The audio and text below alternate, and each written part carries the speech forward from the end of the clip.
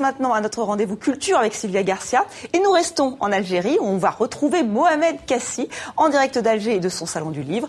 Mais tout d'abord Rachid Effetti, précurseur de la musique moderne en Algérie. Ce morceau date des années 70. Écoutez.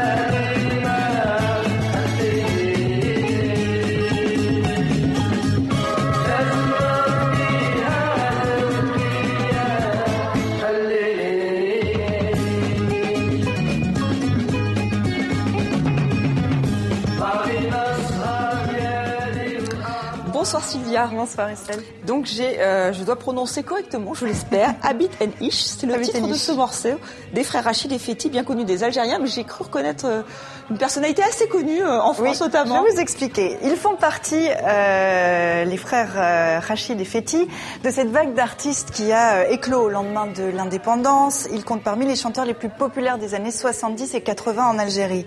Rock pop, matinée de rail, rock yéyé, même au tournant des années 60, quand ils fondent un groupe. Dans les années 70, ils modernisent la musique algérienne en introduisant des sonorités occidentales. Émissions TV et clips musicaux, les années 80 furent fastes, producteur aussi de nombreux chanteurs de rail, notamment Khaled, qu'on a vu tout à l'heure. C'était bien le rail au nid des islamistes. Rachid meurt assassiné par balle à Oran en 95. Fetti ne s'en remettra jamais. Alors on reste en Algérie avec l'ouverture au public aujourd'hui du Salon international du livre d'Alger, avec quelqu'un qu'on connaît assez bien. Alors, question, de quoi sera faite cette 19e édition? Avec nous depuis Alger, Mohamed Kassi. Bonsoir Mohamed. Merci d'être avec nous depuis Alger. Quels seront les temps forts de cette 19e édition et est-ce que le public est au rendez-vous? Alors avant de vous donner les temps forts, en effet, Sylvia, d'abord l'ambiance, beaucoup d'effervescence ici, c'est parti pour 10 jours de lecture, de rencontres, de dédicaces, de rencontres entre le public et les écrivains dans cet imposant palais des expositions des Pins Maritimes d'Alger. Alors il faut le savoir, c'est de loin l'événement le plus important culturellement ici en Algérie, une véritable fête populaire où l'on vient en famille, beaucoup d'enfants, beaucoup de jeunes qui viennent découvrir la bande dessinée et les mangas, deux genres littéraires qui montent ici en Algérie. Il y a aussi bien entendu les livres scolaires, les romans, les livres sur la religion et les ouvrages de cuisine qui font toujours recette. Alors quelques chiffres, près de 1000 exposants, des centaines de maisons d'édition, 43 pays au rendez-vous, à commencer par les États-Unis, invités d'honneur de cette 19e édition. Le SILAS est l'un des plus grands salons du livre au monde, c'est aussi un incontournable en Méditerranée avec une forte présence des éditeurs libanais. Il y a également ceux venus d'Afrique de l'Ouest qui tentent de se faire une place sur le marché du livre. Alors les temps forts, Sylvia, il y aura deux auteurs colombiens qui viendront évoquer l'œuvre de Gabriel Garcia Marquez, grand nom de la littérature mondiale, qui nous a quittés au printemps dernier. L'histoire avec un grand H que vous évoquiez il y a quelques instants dans le grand angle de 64 minutes, puisque l'Algérie célèbre le 60e anniversaire de sa révolution. Cette histoire sera bien entendu l'une des trames de ce salon. Enfin, Sylvia, Estelle, vous le savez, ici un nom est sur toutes les lèvres, celui de Kamel Daoud, l'écrivain de Meursault contre-enquête, qui a déjà reçu le prix des 5 continents de la francophonie, est en lice pour le prestigieux prix Goncourt. Il pourrait donc offrir à l'Algérie son tout premier prix Goncourt. Réponse mercredi, on va revenir tout à l'heure. Merci Mohamed, merci à vous. On vous retrouvera dimanche dans Maghreb Orient Express pour une spéciale depuis Alger. Alors Estelle, des centaines de milliers de visiteurs sont attendus au Salon du Livre d'Alger jusqu'à samedi de la semaine prochaine. Écoutez à ce propos le commissaire du SILA. Pour nous en Algérie, ce n'est plus un salon, c'est une fête culturelle. C'est une fête culturelle qu'attend toute la population algéroise et des autres régions de l'Algérie. Vous savez que ces derniers temps, même pas le paquet sur la publicité, parce que les gens attendent cet événement avec impatience. Donc, cet engouement, c'est que c'est une fête culturelle. Les gens viennent des 4 coins du pays, qui font 400-500 kilomètres pour venir au Salon du Livre International, du fait qu'il y a beaucoup d'éditeurs étrangers des pays arabes qui sont présents dans cette édition.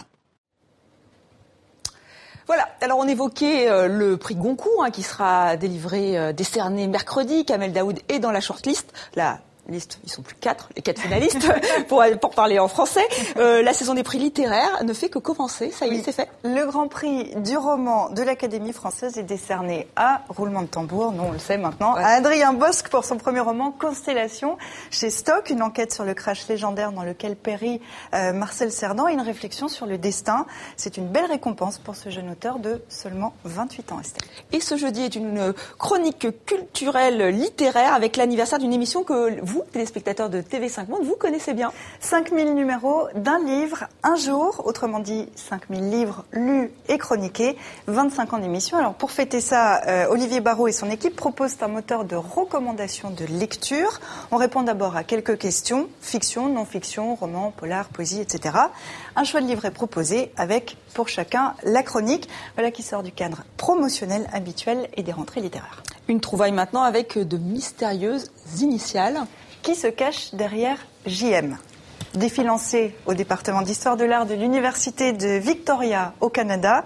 En préparant une exposition sur la Première Guerre mondiale, l'équipe a découvert environ 130 dessins. Croquis à l'encre, l'aquarelle, ils datent de 1917-1918. Ils ont été réalisés en France et en Belgique et sont compilés en 2 volumes. Destruction, combat, quotidien des soldats, mais aussi des caricatures pour dénoncer l'absurdité de la guerre. D'après les chercheurs, le regard critique de JM laisse penser qu'il n'était pas mandaté par l'armée.